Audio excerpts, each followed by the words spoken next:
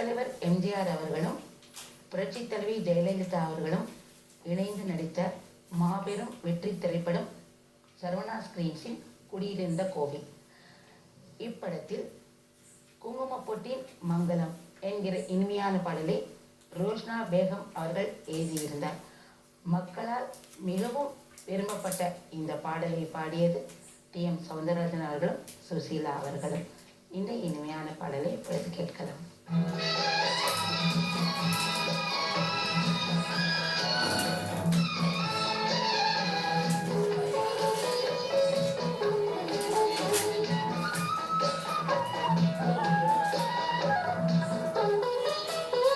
குங்குமப்பொட்டின் மங்களம்